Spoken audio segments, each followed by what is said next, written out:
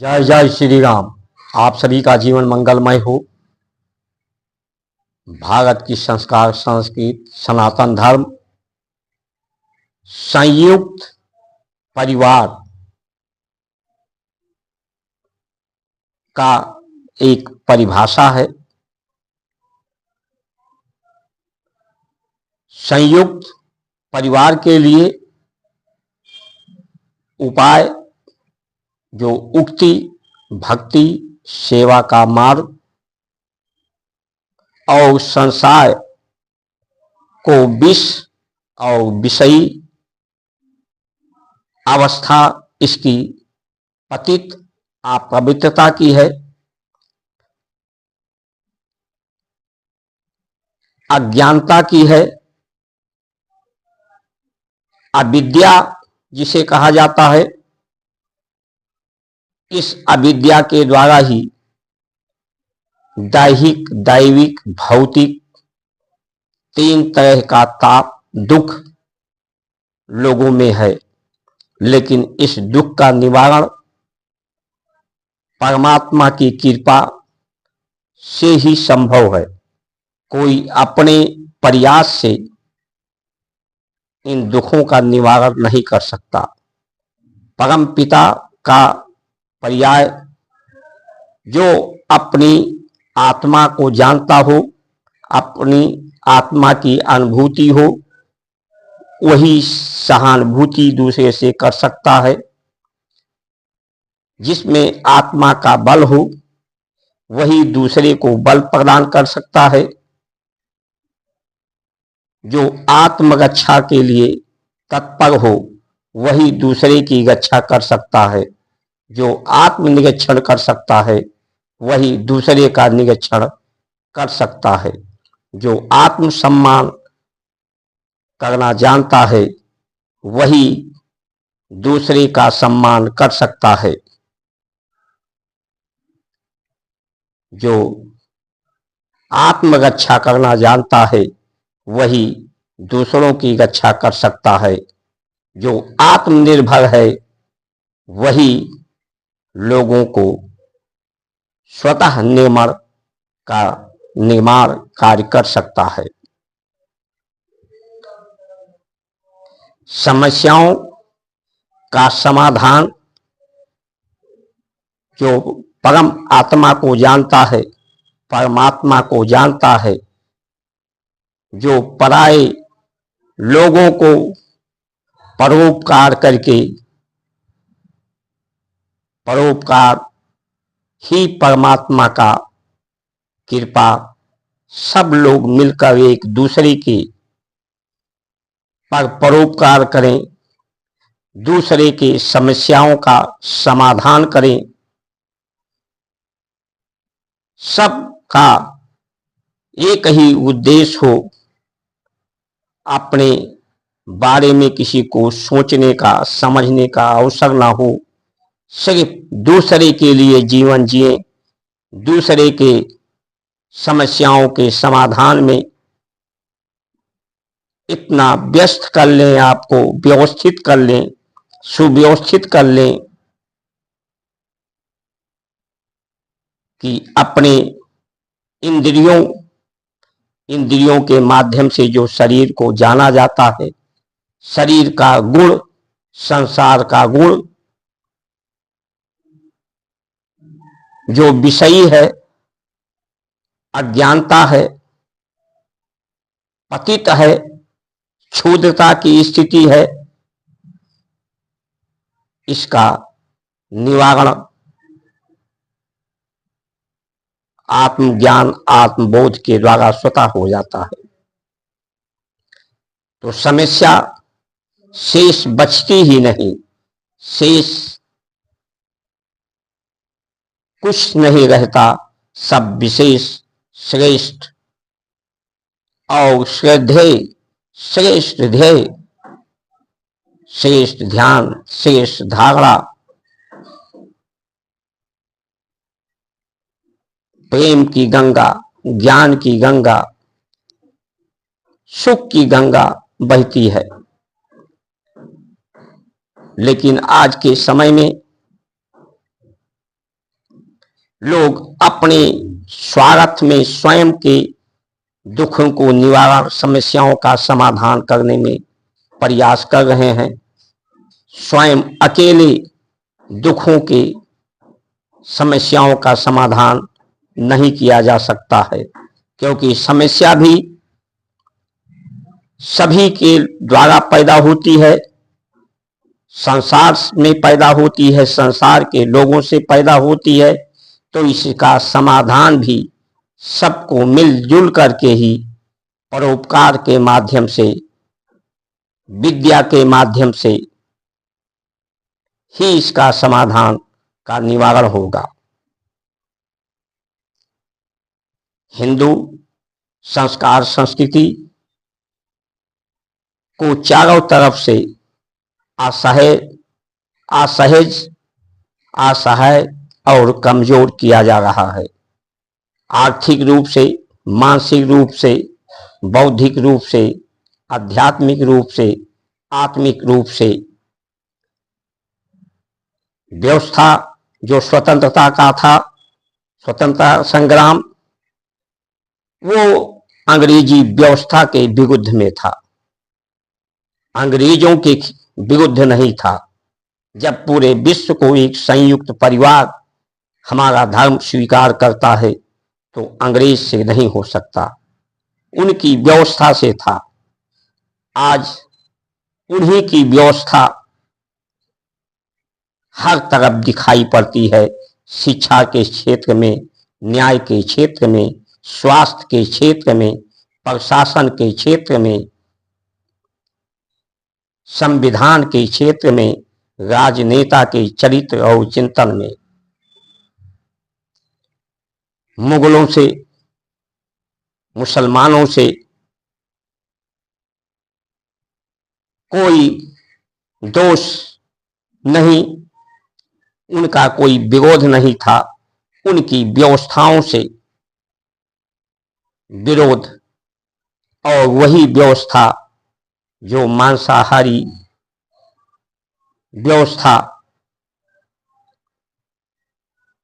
सिर्फ ये अपनी समस्या का समाधान दूसरे को समस्याग्रस्त करके अपनी समस्याओं का समाधान करने की को ही ये अपना धर्म कहते हैं, समझते हैं। सिर्फ समस्या पैदा करना इनका काम है। पूरे विश्व में समस्याएं पैदा हो रही है इनके द्वारा। भारत में भी हिंदू के बच्चे पढ़ने लिखने में, सभ्य बनने में लगते हैं। इनके बच्चे पैदा करते हैं ये सुविधा के लिए, अपने सुख के लिए। 5-7 साल का होता है, 7 साल का, 8 साल का, वो माता पिता को कुछ धन अर्जित करके दे देने लगता है। बड़ा होते होते उसके बाद पूंजी भी आ जाती है और अनुभव भी आ जाता है व्यवसाय करने का, वो सफल हो जाता है और जनसंख्या बढ़ाता है। अपना संख्या के बल पर अपनी धौंस समाज में, देश पर जमाता है। सबसे ज्यादा सरकारी योजनाओं का लाभ इन्हीं को मिलता है, क्योंकि ये गरीबी रेखा के नीचे, गरीबी को ये दूर ही नहीं करना चाहते, दूसरों को गरीब बना करके भारत की जनता के टैक्स के पैसे से ये सुविधा प्राप्त करना चाहते हैं, इस सुविधा पर अधिकार प्राप्त करना चाहते हैं। अपनी आबादी बढ़ाने के लिए रोहिंग्यों को समर्थन करते हैं। हिंदू के का लव जिहाद से धर्म परिवर्तन भी करते हैं। ये संसार को एक सुविधाजनक भोगने के लिए, दूसरों के लिए समस्या है, समस्या पैदा कर रहे हैं। समस्या का समाधान नहीं करना इनका धर्म है। जबकि धर्म का कार्य सिर्फ समस्या का समाधान ही है। उसी तरह से जो क्रिश्चियन व्यवस्था है, वो बच्चे तो कम पैदा करते हैं, लेकिन ऐसी व्यवस्था देश पर, दूसरे देशों पर थोपते हैं। ऐसा विश्वास दिलाते हैं कि उनके व्यवस्था, उनकी भाषा, उनकी मुद्रा, उनकी तकनीक के बगैर विश्व अधूरा है, उसका जीवन अधूरा है। इसलिए उसकी व्यवस्था को विश्व को लोग अपनाते हैं और वो पूरे विश्व से अधिक धन अर्जित करता है और वो विध्वंसकारी परमाणु बम जैसे व्यवस्था को बनाता है, जिसका ध्वंस, जिसका भय विश्व को दिखाता है महाशक्ति के रूप में बनकर, और दूसरे देशों में धर्म परिवर्तन करा करके पैसे के बल पर, सुविधा के बल पर अपनी संख्या बल बढ़ाता है। इसे कोई जरूरत नहीं होती है अपनी सहायता के लिए। ये धन के बल पर, पैसे के बल पर अपनी सुविधा प्राप्त करता है, स्वार्थ के आधार पर।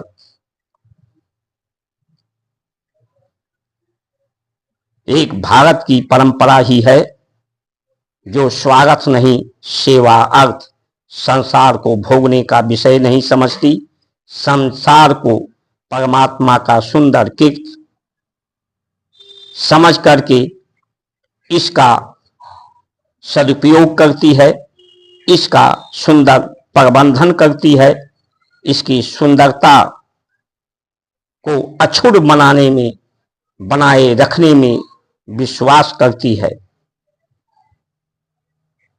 तो आज के समय में समस्या जिसको समाधान देना चाहिए, वही समस्या पैदा कर रहे हैं।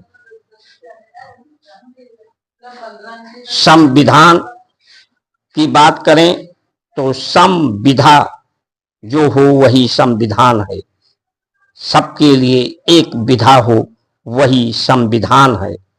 लेकिन जब वो अलग अलग जाति, धर्म, पंथ, देश के आधार पर अलग अलग व्यवस्था, विभिन्न व्यवस्थाएं देता है, भिन्न व्यवस्थाएं देता है, सम व्यवस्था नहीं देता, तो उसे संविधान कहना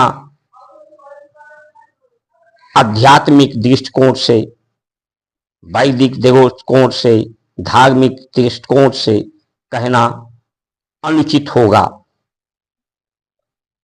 क्योंकि जो मूल संविधान था, जिसमें राम का चित्र था, तो उसका मूल संविधान ही बदल दिया गया है। हिंदू को शिक्षा के क्षेत्र में के द्वारा, स्वास्थ्य क्षेत्र के द्वारा, न्याय के क्षेत्र के द्वारा सिर्फ शोषण और कुपोषण जो भी आविष्कार होते हैं जनता के विकास के लिए, उसका सबसे पहले उसके परिणाम पर शोध होना चाहिए कि ये जनता के लिए जो खान पान, आहार, शिक्षा व्यवस्था, न्याय व्यवस्था है, वो समाज के लिए कितना उपयुक्त है, कितना समस्याओं का समाधान करने वाला है, कितना लोगों को स्वस्थ और स्वच्छ रखने वाला है, प्रकृति को, धरती को, ब्रह्मांड को स्वच्छ, निर्मल और शांति प्रदान करने वाला है। इस पर आविष्कारों पर ध्यान होना चाहिए और उसका सदुपयोग होना चाहिए। लेकिन आज के जो आविष्कार हैं, जो संयुक्त परिवार की परिभाषा है, आज भारत की जो परिवार बंट रहे हैं, आज पति को पत्नी पर भरोसा नहीं, पिता पुत्र पर भरोसा नहीं, परिवार ही समाप्त हो रहा है। जहां जन्म जन्म तक, 7 जन्म तक एक साथ रहने की बात होती थी, सबके एक साथ, वहां पर कुछ घंटे, कुछ वर्ष लोग एक साथ नहीं रह पाते। कारण यही है कि लोगों की आहार, जो संसार का गुण विष है, विषयी है, वो विष और विषयी आहार के द्वारा विसंगति व्यवहार, विसंगति, विकृति, विखंडित व्यवस्था उत्पन्न हो रहा है।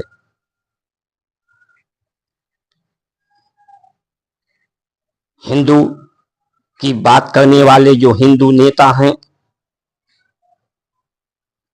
वो हिंदू संस्कार संस्कृति को या तो समझते नहीं, या हिंदू संस्कार संस्कृति उपदेश के, आदेश के अनुसार उनका जीवन नहीं जीना चाहते।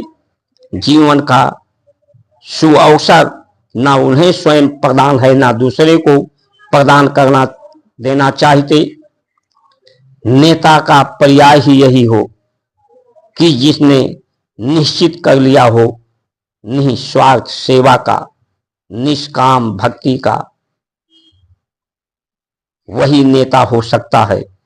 नेता जैसे योगी जी हैं, मोदी जी हैं, जो परिवार के लिए नहीं, समाज के लिए, देश के लिए समर्पित हैं, उसी तरह से और नेताओं जो जिनका परिवार का जिम्मेदारी पूरा हो गया हो, या परिवार से ऊपर राष्ट्र को, संस्कार संस्कृति स्वधर्म को समझते हों, ऐसे लोगों को राजनीति में होना चाहिए। लेकिन ये 2 नेता क्या करेंगे? बाकी नेता तो समस्या पैदा कर रहे हैं, निस्वार्थ नहीं, उनका जीवन स्वार्थपूर्ण राजनीति है, स्वार्थपूर्ण व्यवस्था ही जो विदेशी है, विदेशियों के द्वारा है, वही उनकी नीतियां हैं। इसलिए आइए हम सब लोग मिलकर भारत की संस्कार संस्कृति की तरफ चलें।